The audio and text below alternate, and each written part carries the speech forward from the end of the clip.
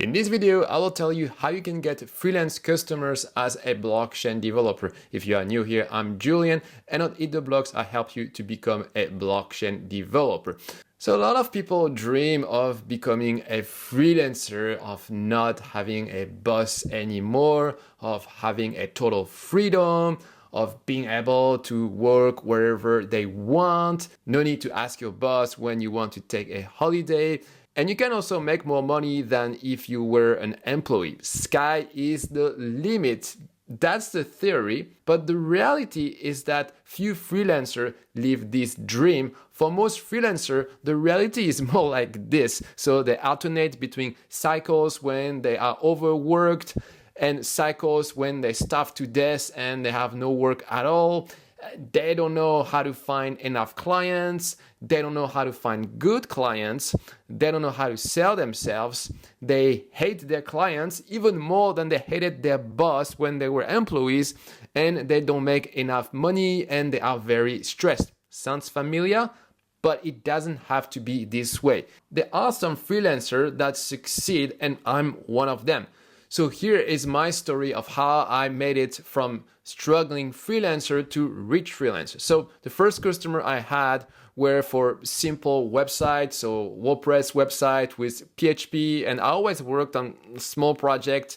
It was very repetitive, not very well paid, and I was always struggling to get the next customer. So can you imagine how terrible that was? I mean, it really sucked. You know, you work for a shitty project and you are almost begging to work for the next shitty project. But at some point I had enough and I had a realization. I thought, hey, I have to stop working in the business of freelancing, meaning that just going through the motion, doing the coding, and I need to start to work on the business, meaning that how to get a better freelance business. So that's when I decided to focus on blockchain because that seems interesting and that was a field with less competitors and better customers. And by better customers, I mean customers with more money. So I did a few things. I worked on my portfolio by publishing projects on GitHub. I worked on my personal brand by being active on social media. I did some networking by going to conferences. And in just 3 months, I got the best freelance gig I ever dreamed of. So this freelance gig turned into a full-time employment with a 6-figure salary, and that was remote. But technically, I was still a freelancer, so I still had a lot of freedom. And after that, I moved on to other projects. And with a combination of client referrals and clients coming from my social media, I had a continual stream of new projects. So it took some effort to get the ball rolling, but once I had the right strategy, everything became so much more simple. So next, I'm going to tell you exactly what you need to do in order to find your own freelance customers. And first, I want to tell you about the companies that hire freelance developers. Once you understand the company landscape, you can better target the right company. So to simplify, there are 3 types of employers. So first you have small projects. So people that are just starting, the company might not even be incorporated. Usually they have a limited budget and they want to hire people with a broad skill set. So you don't need to be the best at anything, but you need to be able to do many different things. So a jack of all trades. If you're just getting started, often it's easier to work for this type of company because they are less demanding. Then you have startups. So usually small to medium size, they already raised some money so they can pay you better. They usually are a bit more demanding for your skill set and they want people a bit more specialized. So usually if you are a jack of all trades, it's better to hide it and just show the relevant skills. And then you have the big established companies. So some of them are actual blockchain companies and some are Web2 companies that try to do some new blockchain product. Similar thing as for startups, they are looking more for specialists. Most of the freelance job will come from the first category, the small projects. These are good to begin with, but quickly, once you have some work experience, you want to level up and work for the other 2 kind of freelance employers, so the startups and the big established companies. Even though there are less freelance gig available at these companies, it's still possible to find some. And in general, they want a freelance when they have a need that is temporary or as a way to test someone for a longer commitment as a first step. So for example, one of my recent freelance project was for a gaming company that needed to do an NFT launch. They didn't have the talent in their team, and also they didn't want to hire someone full-time, so they reached out to me, and that was the perfect fit. Okay, so next you need to know about what kind of project you can do as a freelance. So as a freelance, since you are more temporary, people are less willing to manage you. They want to hire you for a specific task, and they want you to be autonomous. That means that there are some tasks that are more or less suited for freelance. Any task that is very self-contained is a good fit. For example, token creation, NFT launch, smart contract audit. With these projects, the clients don't need to give you a lot of instruction, and you don't need to communicate a lot with their team. That's perfect for freelance. You will find a lot of tasks like this for smaller projects. Now, bigger projects also hire freelancers, but in general, you will work on the same type of task as you would if you were a full-time employee. So things are a little bit more complex, like creation of a whole blockchain protocol, creation of a front end. So it's important to be aware of what type of company hire freelancers and what type of project they need, because after it's easier to demonstrate your expertise with a relevant portfolio. So the next phase is to build your portfolio. If you already have some work experience that is relevant, you can skip this phase. Otherwise, you have to do it because it's how you prove to companies that you have the required skills. So what kind of project do you have to build? Well, you have to build a portfolio that is relevant to the type of companies that you are targeting. So for example, if you are a total beginner, it can be a good idea to target smaller projects and build a portfolio of a token, for example. If you are a bit more experienced, it can be a good idea to target bigger companies and build a portfolio of more sophisticated project like a whole front end. Next, it's time to apply to freelance gigs. And there are two places where you can find freelance gigs: on freelance platforms and on job boards. So freelance platforms are marketplaces. They match freelancers with customers. So you create your freelance profile, then you apply it to jobs listed by companies, and companies will select the right candidate.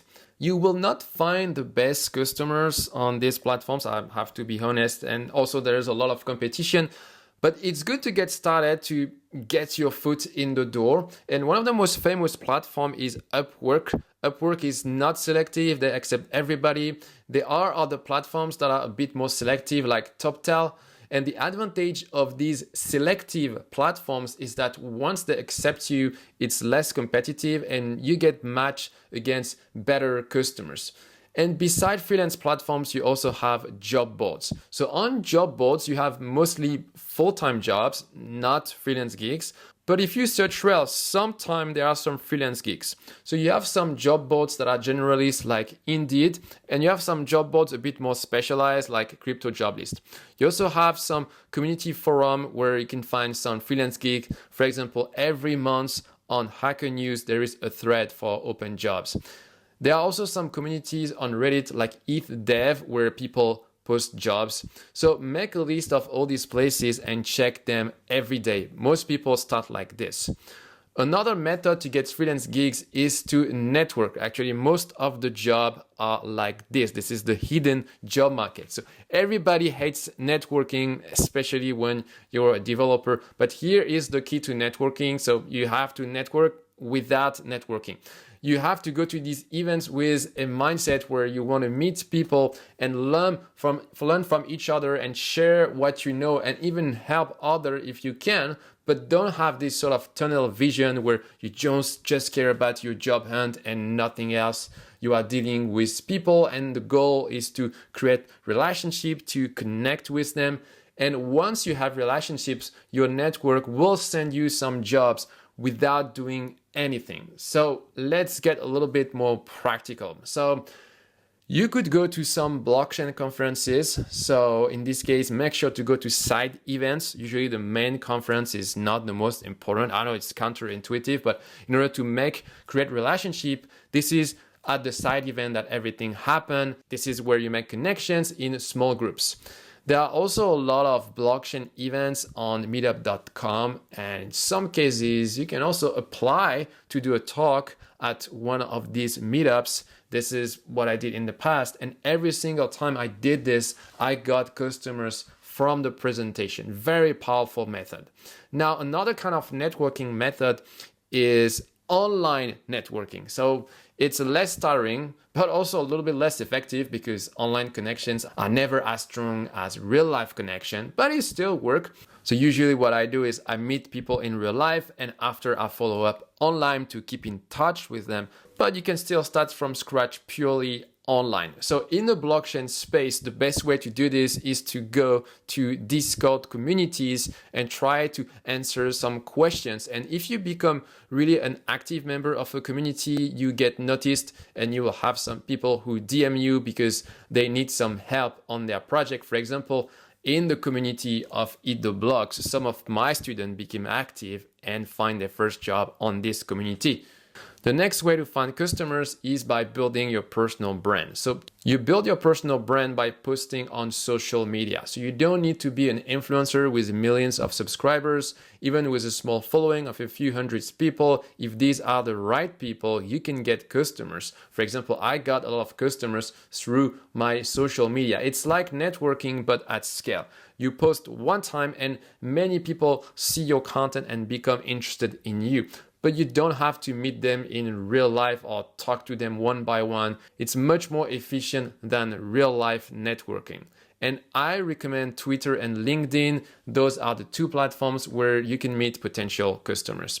And the last way to get customers is by referrals. So once you've done a good job with a first customer, it's possible they will ask you to work for them again, or that they will recommend you to other people. So for example, this year, 2 of my freelance gigs were referrals that I got from past customers. So that's why I make sure to always do a great job for any freelance gig.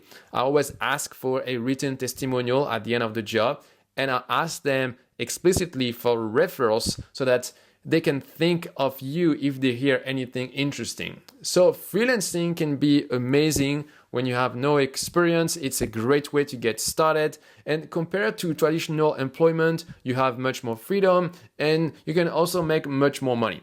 But to make it work, you also need to learn how to find clients and sell yourself. And that's why I'm working for a free career guide for blockchain freelancers. If you want to receive this guide, click on the link down below. That's it for this video. Bye.